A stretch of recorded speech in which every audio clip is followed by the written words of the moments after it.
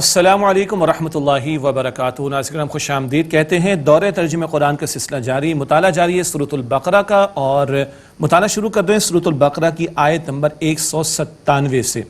اب 25ویں رکوع کا آغاز ہے، حج کا ذکر آ رہا ہے، دنیا کے طلبگار اور آخرت کے طلبگار میں کیا فرق ہوتا ہے یہ بیان بھی آئے گا، اور پورے کے پورے دین پر عمل کرنے کا مطالبہ ہمارے سامنے آئے گا۔ ارشاد ہوا اعوذ باللہ من الشیطان الرجیم بسم اللہ الرحمن الرحیم۔ الحج اشہر معلومات، حج کے مہینے تو مقرر ہیں۔ ایک بڑا دلچسپ مسئلہ ہے، کوئی شوال کے مہینے سے اگر حج کے لیے احرام باندھنا چاہے تو باندھ سکتا ہے۔ شوال، ذی قعدہ اور ذی الحجہ، یہ حج کے مہینے مقرر ہیں۔ عجیب مسئلہ لگ رہا ہے نا، بڑا مشقت والا بھی ہے، لیکن مسئلہ ایسے ہے، کوئی اگر شوال کے مہینے سے احرام باندھنا چاہے تو باندھ سکتا ہے۔ ان کو مہینے کہا جا رہا ہے، شوال، ذی قعدہ، ذی الحجہ۔ فرمایا کہ الحج اشہر معلومات، حج کے مہینے تو مقرر ہیں۔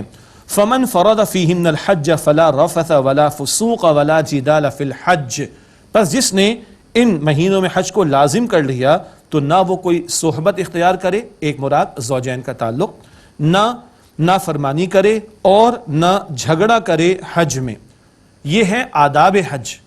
زوجین کا تعلق بھی حالت احرام میں منع، جب یہ منع تو باقی کوئی بے حیائی کا کام کرنا اور نامحرم سے کوئی اس طرح کا معاملہ کرنا، آزاد قسم کا معاملہ، استغفر اللہ، منع ہے بالکل، اور نہ نافرمانی کرے اور نہ جھگڑا کرے۔ حدیث مبارک میں آتا ہے جو ان آداب کا لحاظ رکھ کر حج ادا کرے تو اس کا بدلہ، حج مبرور کا بدلہ جنت کے سوا کچھ نہیں۔ اللہ ایسا مقبول حج ہم سب کو عطا فرمائے۔ یہ حج کے آداب بھی بتائے جا رہے ہیں، اعمال انجام بھی دینے اور گناہوں سے بھی اپنے آپ کو بچانے کی کوشش کرنی، روزہ بھی رکھنا ہے ماہ رمضان میں اور گناہوں سے بھی اپنے آپ کو بچانا ہے، حج ادا کرنا ہے، اور گالم گلوچ کا معاملہ، جھگڑے کا معاملہ، نافرمانی کا معاملہ، اس سے بھی اپنے آپ کو بچانا ہے۔ فرمایا وَمَا تَفْعَلُوا مِنْ خَيْرٍ يَعْلَمْهُ اللَّهُ، تم جو نیکی کا عمل کرو گے تو اللہ تعالیٰ اسے جانتا ہے۔ اللہ جانتا ہے نا، لوگوں کو بتانے کی ضرورت نہیں ہے، جی اللہ جانتا ہے، اسے معلوم ہے۔ اللہ اکبر۔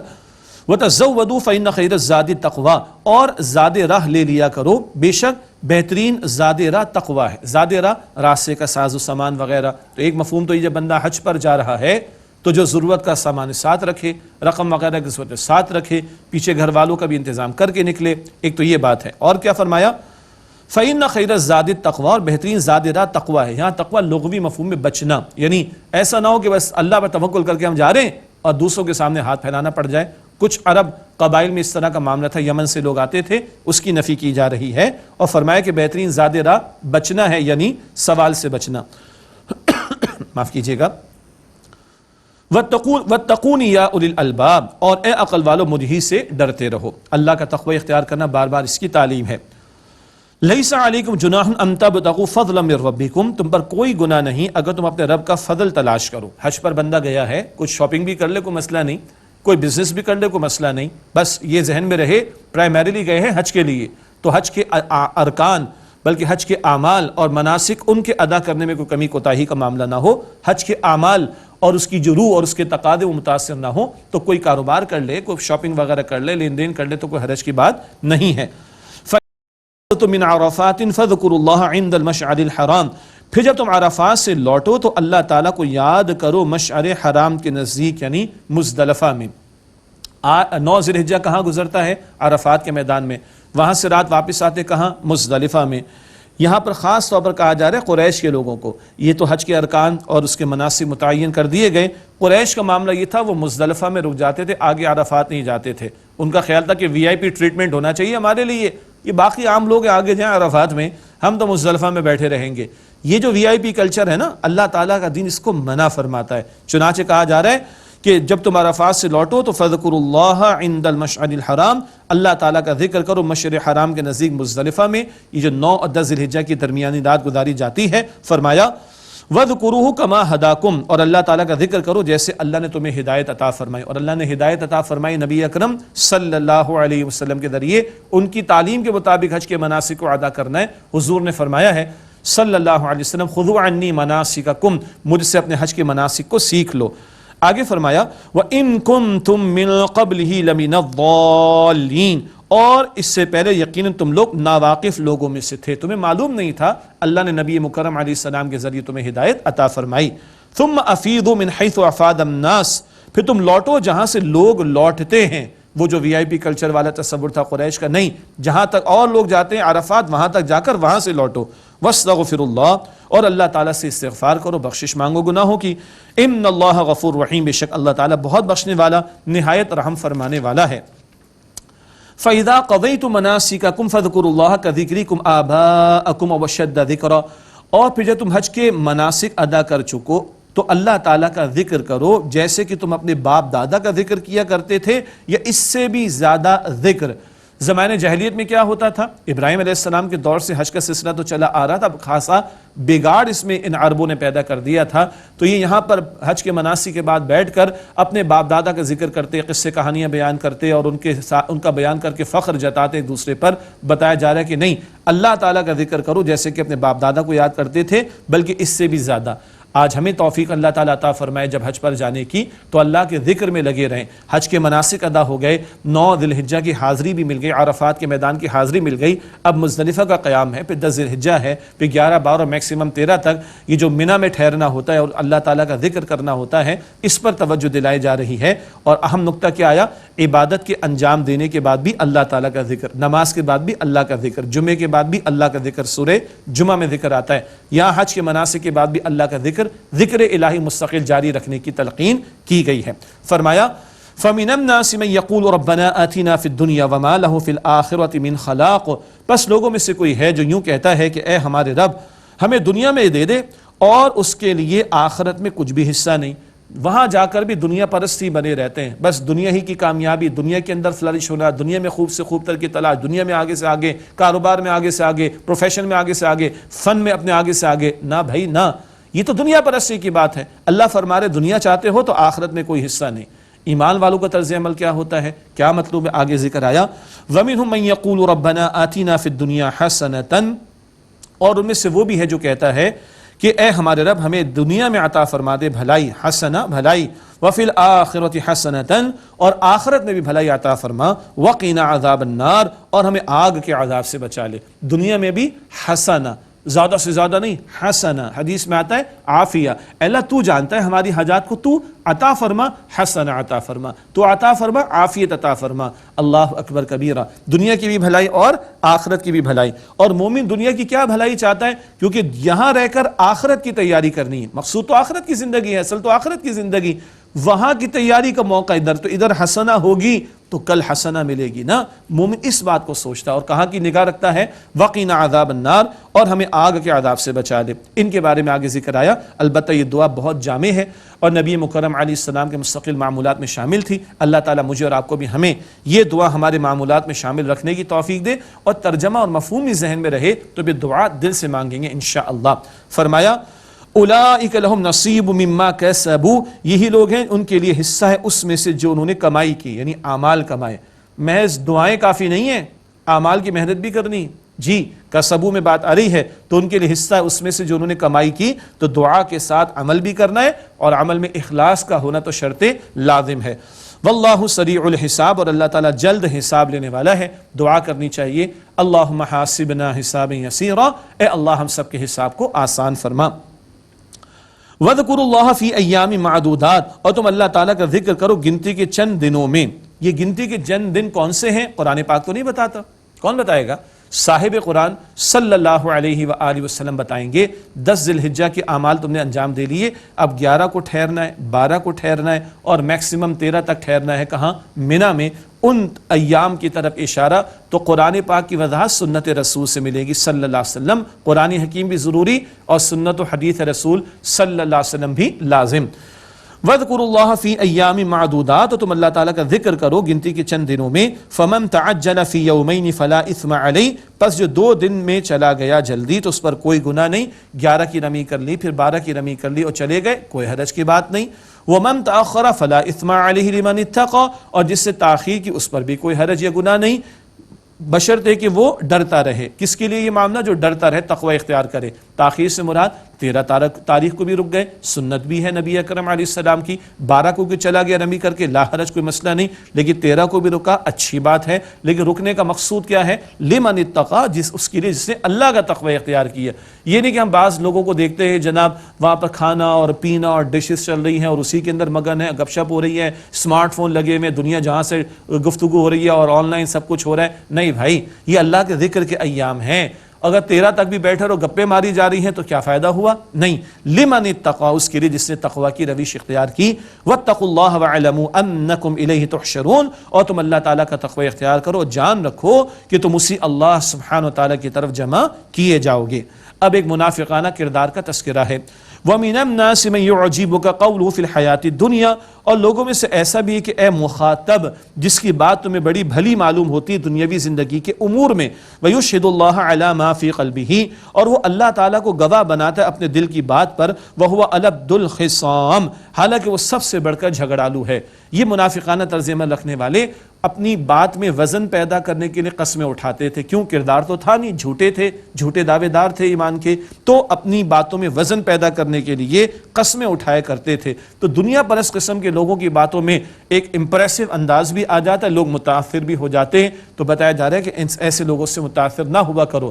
ان منافقین جیسے کردار والے افراد کا طرز عمل کیا ہے؟ فرمایا وَإِذَا تَوَلَّى سَعَى فِي الْأَرْضِ لِيُفْسِدَ فِيهَا وَيُهْلِكَ الْحَرْثَ وَالنَّسْلَ، اور جب وہ زمین میں کچھ صاحب اختیار ہو جاتا ہے، کوئی اختیار مل جائے، کوئی طاقت مل جائے، تو وہ زمین میں دوڑتا پھرتا ہے تاکہ اس زمین میں فساد مچائے اور کھیتی اور نسل کو تباہ کرے۔ واللہ لا يحب الفساد، اور اللہ تعالیٰ فساد کرنے والوں، اللہ تعالیٰ فساد کو پسند نہیں فرماتا۔ یہ ذکر پہلے بھی آیا۔ سب سے بڑا فساد کیا ہے؟ نبی اکرم صلی اللہ علیہ وسلم دعوت توحید پیش کر رہے، حق کا بول بالا کرنے کی جد و جہد کر رہے، اس کام میں جو روڑے اٹکائے وہ فساد کرنے والا ہے۔ وہ کفار مشرکین بھی تھے اور آستین کے ساتھ منافقین بھی تھے۔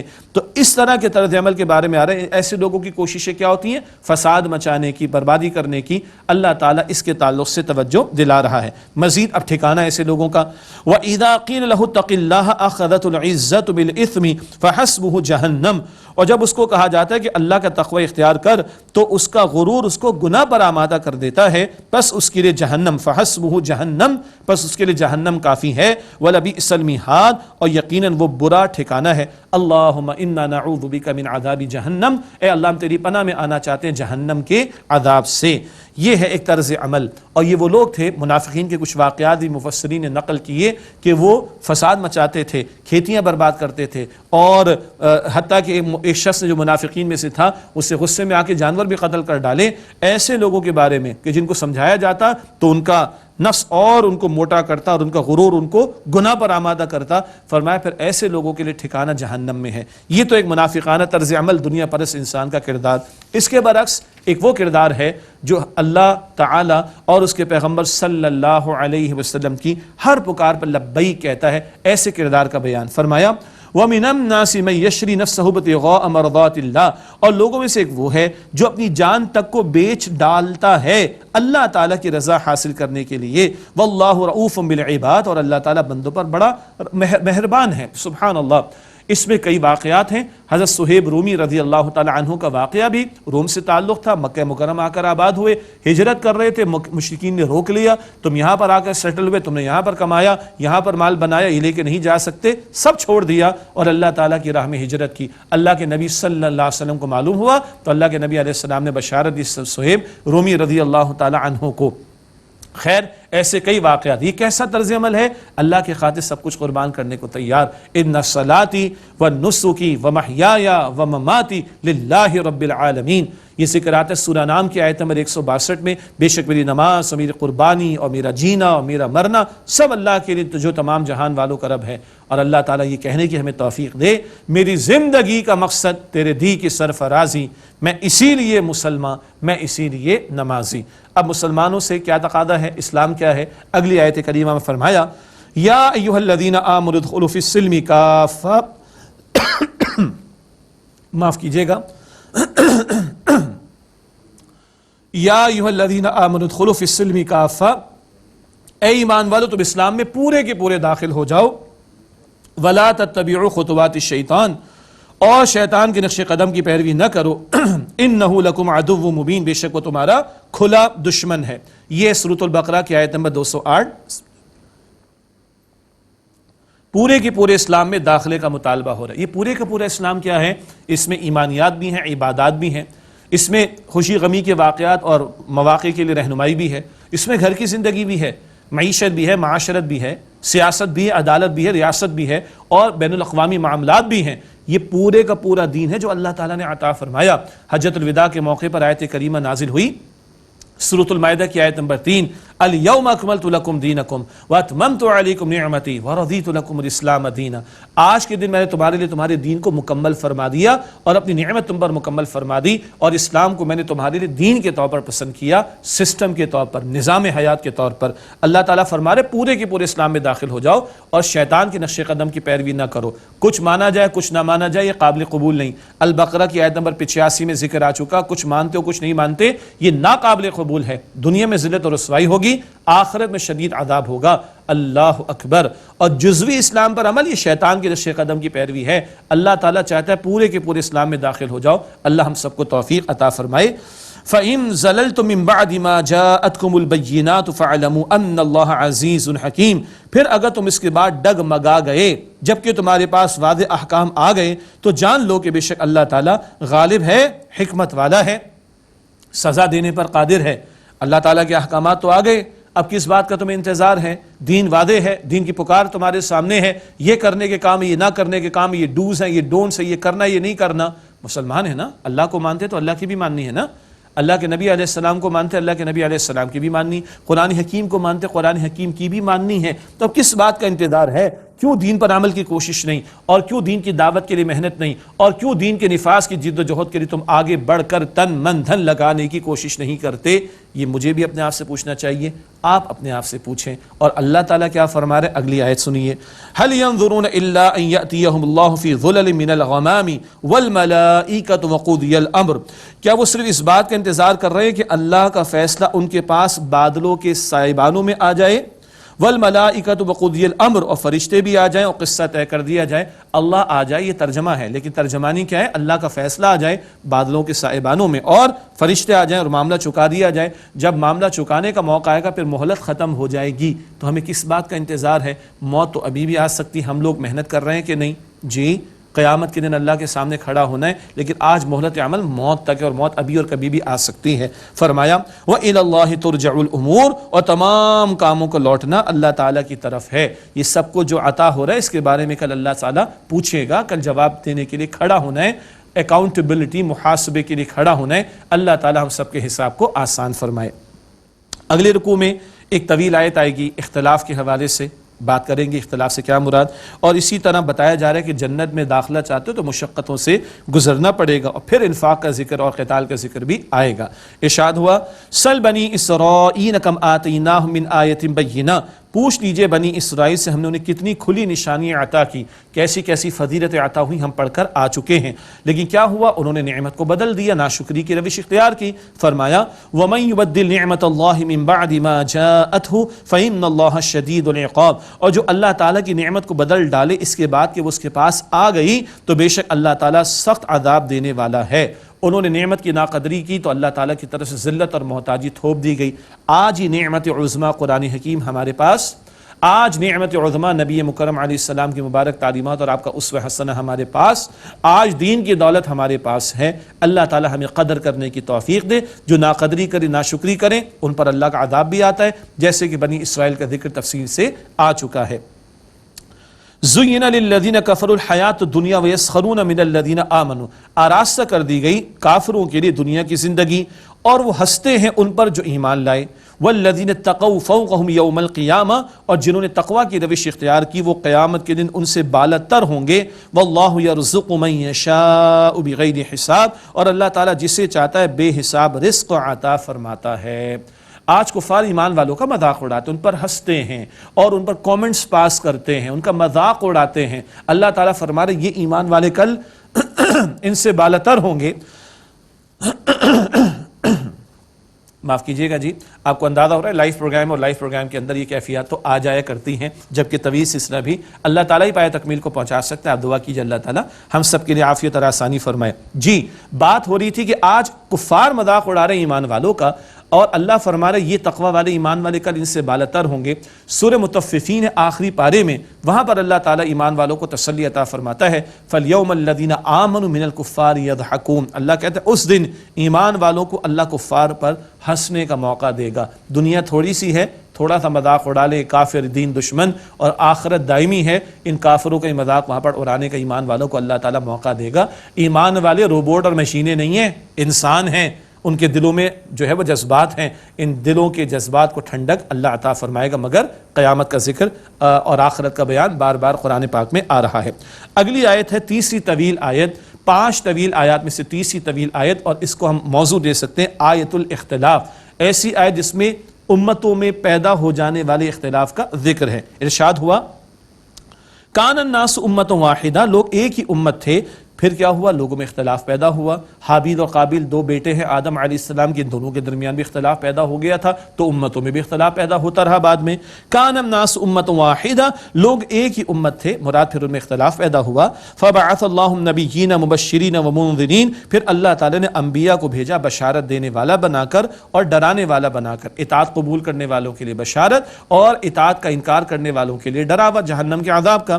وانزل معهم الکتاب بالحق، اور ان کے ساتھ اللہ تعالیٰ نے حق کے ساتھ کتابیں نازل فرمائیں، لیحکم بین الناس فیما اختلفوا فیہ، تاکہ وہ فیصلہ کرے لوگوں کے درمیان جس میں ان لوگوں نے اختلاف کیا۔ کتاب کیوں عطا کی گئی؟ تاکہ پیغمبر کتاب کی تعلیم کے ذریعے لوگوں کے درمیان فیصلہ کریں۔ وَمَا اخْتَلَفَ فِيهِ إِلَّا الَّذِينَ أُوتُوهُ، اور جنہیں کتاب عطا کی گئی تھی ان لوگوں نے اختلاف نہیں کیا مگر من بعد ما جاءتهم البینات بغیا بینہم، اس کے بعد کہ جبکہ ان کے پاس واضح احکام آ گئے آپس کی ضد کی وجہ سے۔ یعنی کتاب والوں نے اختلاف کب کیا؟ ضد کی وجہ سے۔ یہ ضد کیا ہے؟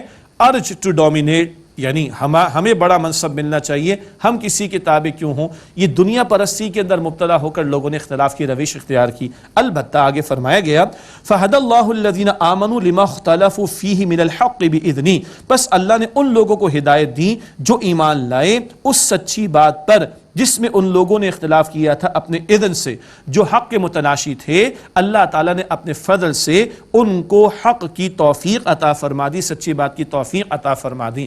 معلوم ہوا اختلافات تو رہیں گے اور رہے، لیکن جو حق کی تلاش میں رہے، طلب و تڑپ سچی رکھے، اللہ تعالیٰ ہدایت عطا فرماتا ہے۔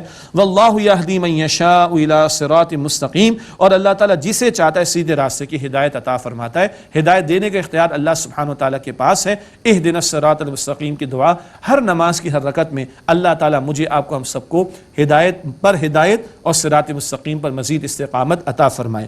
اگلی آیت کریمہ ایک جلالی انداز قرآن پاک میں ہلا دینے والا مقام، جنت چاہتے ہو ذرا سنو تو صحیح، ام حسبتم ان تدخلوا الجنت، کیا تم یہ خیال کرتے ہو کہ یوں ہی جنت میں داخل ہو جاؤ گے؟ وَلَمَّا يَأْتِكُمْ مَثَلُ الَّذِينَ خَلَوْا مِن قَبْلِكُمْ، حالانکہ تم پر ایسی حالت ابھی نہیں آئی جیسے کہ تم سے پچھلے لوگوں پر گزری۔ کیا حالت آئی ان پر؟